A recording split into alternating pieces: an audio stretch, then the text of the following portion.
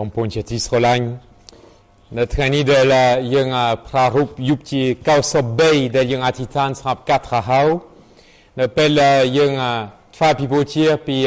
តាំងគោកដែលជាកលែងមរណសក្តិជាឱកាសមួយដ៏អស្ចារ្យសម្រាប់ជាពិសេសឲ្យយុវជនយុវនារីឲ្យយើងទាំងអស់គ្នាដែលជាគ្រួសារគ្រីស្ទបរិស័ទដើម្បីនឹករលឹកដល់របៀបដែលព្រះជាម្ចាស់ស្រឡាញ់យើងរបៀបដែលព្រះជាម្ចាស់ថ្រាហៅយើងរបៀបដែលព្រះជាម្ចាស់ជ្រើសរើសយើងដើម្បីធ្វើដំណើរជាមួយព្រះអង្គអស់កលជានិច្ចតាមពិតថ្ងៃនេះយើងបានស្ដាប់គម្ពីរមកពីភាគការីអាម៉ូសហើយយើងឃើញរបៀបដែលព្រះជាម្ចាស់បានថ្រាហៅគាត់អាម៉ូសគាត់មិនមកពីគ្រួសារមួយដែលជាគ្រួសារភាគការីគាត់មិនមកពីគ្រួសារមួយដែលជាគ្រួសារមួយពិសេសប៉ុន្តែដូចលោកអាម៉ូសនិយាយផ្ទាល់ខ្លួនពីដើមព្រះអង្គម្ចាស់យកខ្ញុំពីក្រោមហ្វុងគោហើយព្រះអង្គមានព្រះបន្ទូលមកខ្ញុំថាទៅចូលទៅថ្លៃភាគក្នុងនាមខ្ញុំប្រាប់អ៊ីស្រាអែលជាប្រជារាស្ត្ររបស់យើងព្រះជាម្ចាស់មិនជ្រើសរើសគាត់ដោយសារគាត់ជាមនុស្សពិសេសមិនជ្រើសរើសគាត់ដោយសារគាត់ចូលនៅក្នុងក្រុមគ្រួសារភាគការីមួយនឹងគេជាភាគការីពីជីដូនជីតាកន្លងមកតាមពិតព្រះជាម្ចាស់បានជ្រើសរើសគាត់នៅក្នុងជីវិតសម័យធម្មតារបស់គាត់គាត់ជាអ្នកដែលហ្វុងគោដែលខ្វៀលគោនិងគាត់ជាមនុស្សម្នាក់ដែលរស់នៅក្នុងជីវិតធម្មតាប៉ុន្តែព្រះជាម្ចាស់បានជ្រើសរើសគាត់ពីជីវិតធម្មតាដើម្បីឲ្យគាត់ទៅជាអ្នកថ្លែងព្រះបន្ទូលរបស់ព្រះជាម្ចាស់ព្រោះស្បែកយើងនឹកឃើញដល់ការថ្រាហៅរបស់យើងម្នាក់នៅឃើញដល់ការថ្រាហៅរបស់គ្រីស្ទរបស់សន្តាប៉ូលព្រះញេម៉ារីគឺព្រះជាម្ចាស់បានជ្រើសរើសនៅក្នុងជីវិតសម័យធម្មតាគេកំពុងនេសាទត្រីគេកំពុងសមាធិផ្ទះដូចព្រះញេម៉ារីគេកំពុងមានជីវិតនៅតាមភូមិគេកំពុងធ្វើបាបដល់គ្រីស្ទបរិស័ទដូចសន្តាប៉ូលប៉ុន្តែព្រះជាម្ចាស់បានជ្រើសរើសដោយសារព្រះជាម្ចាស់ដឹងឆ្វេងយល់អំពីចិត្តគំនិតឯនៅពេលហ្នឹងទោះបីគេឆ្ងល់ក៏ដោយប៉ុន្តែគេទៅឯលោកអាម៉ូសបានស្ដាប់ព្រះបន្ទូលរបស់ព្រះជាម្ចាស់ទៅចូលទៅថ្លែងភាគក្នុងនាមយើង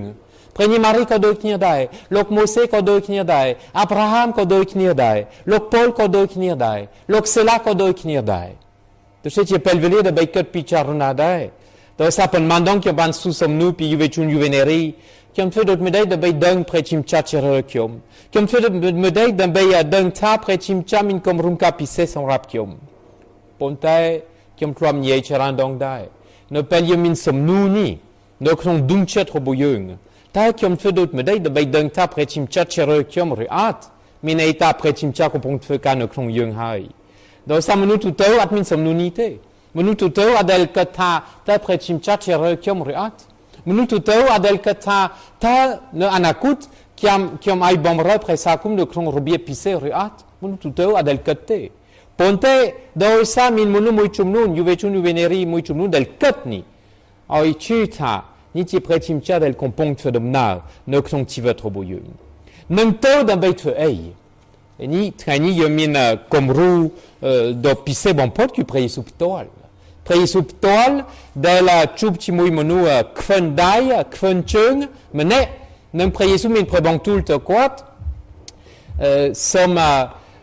ព្រះអង្គលើកលែងទោសឲ្យរួចពីបាបហើយនៅពេលនោះគេឆ្ងល់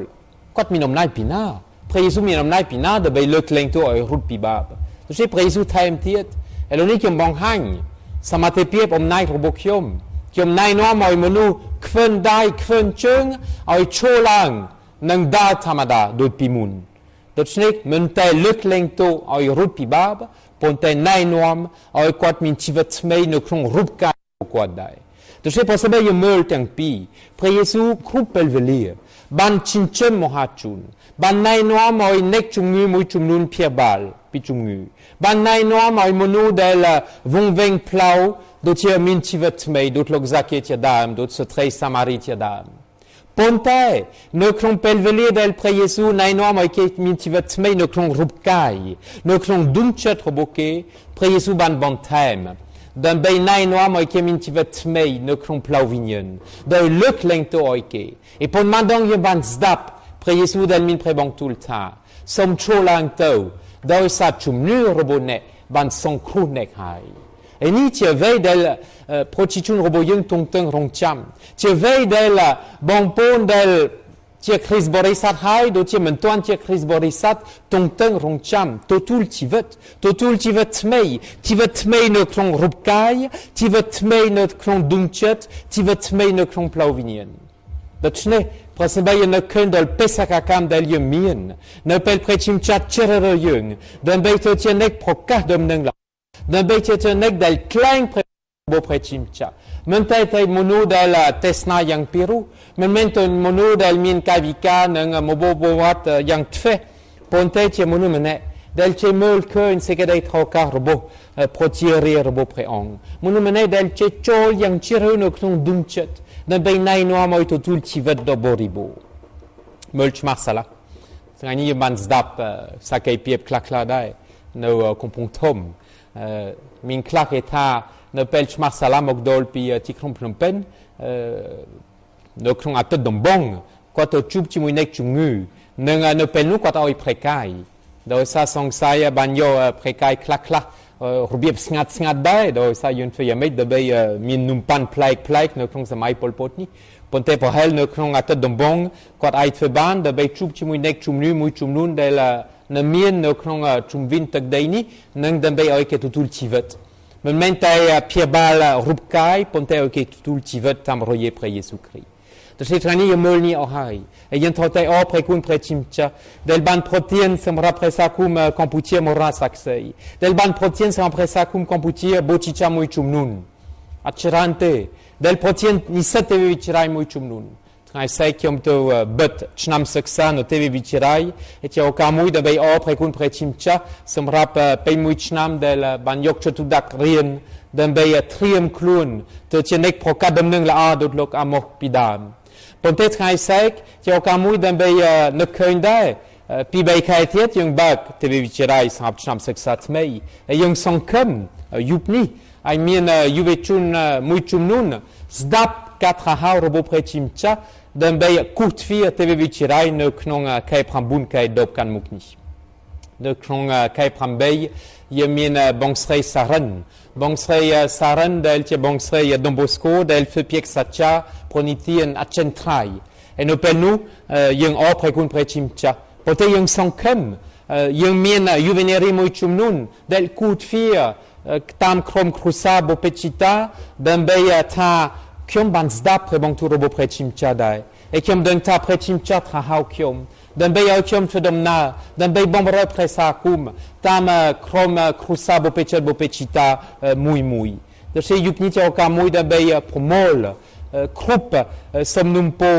ដែលយើងចង់ផ្ញើទៅព្រះជាម្ចាស់ទូលអង្វរព្រះជាម្ចាស់ដើម្បីឲ្យព្រះអង្គប្រទានកម្មករប្រទានគ្រូកងវិលប្រទានកសិករ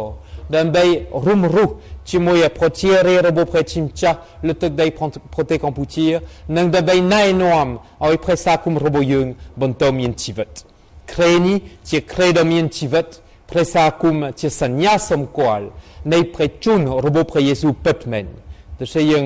អរព្រះគុណព្រះជាម្ចាស់រួមជាមួយគ្នាដោយទូលអង្វរព្រះអង្គឲ្យព្រះអង្គប្រទានភាការៈថ្មីយ៉ាងច្រើនដើម្បីថ្លែងព្រះគម្ពីរដើម្បីថ្លែងដំណឹងល្អរបស់ព្រះអង្គដើម្បីព្យាបាលទាំងរូបកាយទាំងដួងចិត្តទាំងវិញ្ញាណសូមព្រះវិញ្ញាណដ៏វិសុទ្ធបំភ្លឺយើងឲ្យរួមគ្នាលើកដំកើងសេរីរុងរឿងរបស់ព្រះជាម្ចាស់ជានិច្ច